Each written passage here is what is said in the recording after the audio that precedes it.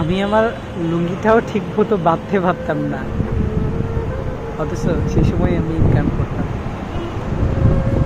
বুঝে গেছেন যে আমি আসলে কি বলার জন্য আপনাদের সামনে চলে আসছি। তো আমি তখন অনেক ছোট, আমার বয়স 10-12 বছর। আমি ক্লাস 4-এ সমাপনী পরীক্ষা দিয়ে ক্লাস 5-এ উঠছি। আমার বড় বোনের পরীক্ষা বিয়ের পর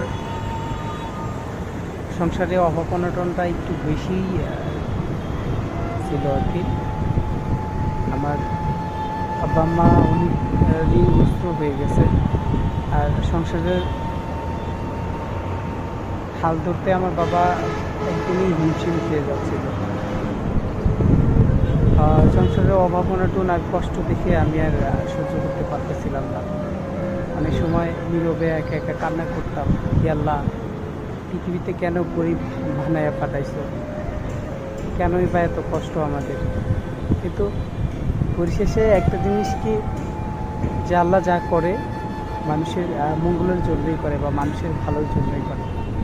সেদিক থেকে আলহামদুলিল্লাহ। তার কারণ হয়তো আজকে টাকা থাকলে আমি এই যে ভাবনাটুকু আমার, যে সংসারের অভাব অনটন থেকে আমি বুঝতে পারতেছি, কষ্টটা বুঝতে পারতেছি, বাবা মার প্রতি, ভাই বোনের প্রতি যে ভালোবাসা বা শ্রদ্ধা, এটা বুঝতে পারতেছি। কিন্তু হয়তো আমার বাপের টাকা থাকলে হয়তো আমি নষ্ট হয়ে যেতাম, আমি হয়তো নেশাপানি করতাম বা বাজে অভ্যাস থাকতো, বাবা মার সাথে খারাপ ব্যবহার করতাম। কিন্তু না, এখন সেটা না করে আমি এখন বাবা মারে অনেক বেশি ভালোবাসি।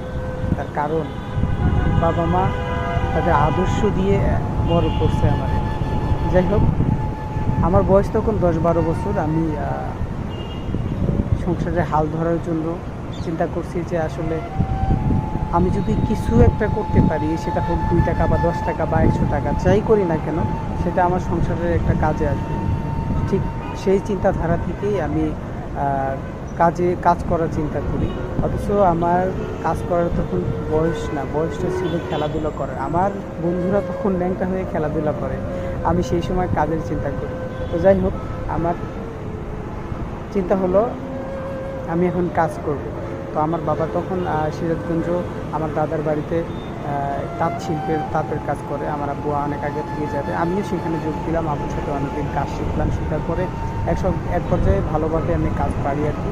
কিন্তু আমি ছোট বলে আমারে কেউ কাজ দেয় না বা মেশিন দেয় না, যেটারে বলে পাল্লম, তাড়াতাড়ি চায়না মেশিন যেটা, এটারে পাল্লম বলে, সেই পাল্লম আমারে দিতে চায় না। তার কারণ আমি অনেক ছোট, আমি কাজ করতে পারবো কিনা মানুষের এই সম্পর্কে কোনো ধারণা নেই। তা অনেক বলা করার পরে আমি একজনের মালিকের মেশিন নিলাম কাজ করার জন্য, আবার কাজ করতে শুরু করলাম। কিন্তু সত্য কথা বলতে আমি তখন তাঁত বা পারলুম যেটা, ওইটা আমি পাইতাম না, পায়ের নিচে টুল দিয়ে কাজ করতাম। অনেকেই আমার দেখে মানে হতবাক হয়ে যেত যে আমি এত ছোটো, তারপরে কিভাবে এত কষ্ট করে কাজ করি। আমি আমার লুঙ্গিটাও ঠিক মতো বাঁধতে পারতাম না, অথচ সেই সময় আমি ইনকাম করতাম। তো মানুষের জীবনে এরকম অনেক ঘটনাই থাকে, অনেক মানুষের জীবনে হয়তো অনেকে শেয়ার করে, অনেকে করে। আমার মনে হলো যে বিষয়টা আপনাদের সাথে শেয়ার করি, তাই শেয়ার করলাম আর কি। থেকে আমি প্রায় 1 বছরের মতো কাজ করি, মোটামুটি ভালো ইনকাম করছি। মোটামুটি আমার বড় বোনের বিয়ের সময় যে ঋণগুলো হয়েছিল পুরোপুরি প্রায় আমি আর আব্বা, আমার মা সবাই মিলে ইনকাম করে টাকাটা পুরোপুরি শোধ করছি। তো আমার বিষয় হলো যে মানুষের চিন্তাধারা আর চিন্তা শক্তি বা ইচ্ছা শক্তি যদি থাকে, মানুষ যে কোনো সময় যে কোনো পরিস্থিতিতে কিছু করা সম্ভব।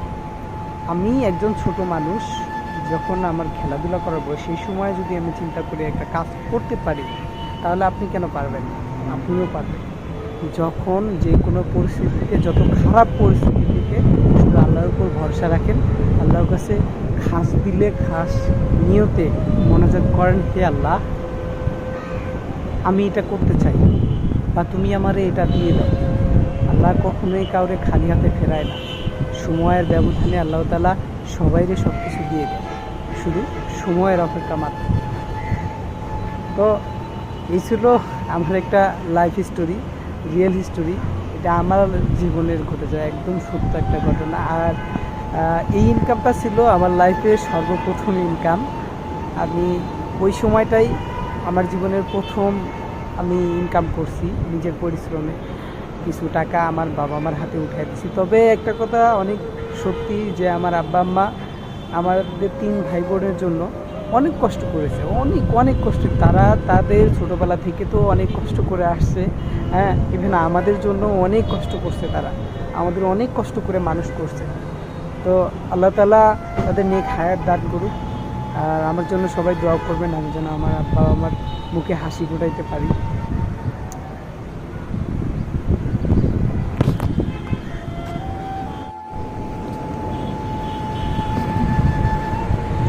আমি যেন আমার পুরো ফ্যামিলি, যেটা বলে আর কি, আমার ওয়াইফ, আমার বেবি, আমার আব্বা আম্মা, আমার ভাই বোনদের সবাইদের নিয়ে, আত্মীয় স্বজনদের নিয়ে যেন সুখে থাকতে পারি, সবাই নিয়ে যেন সচলভাবে চলতে পারি, সেই তৌফিক যেন আল্লাহ তাআলা আমার দান করে।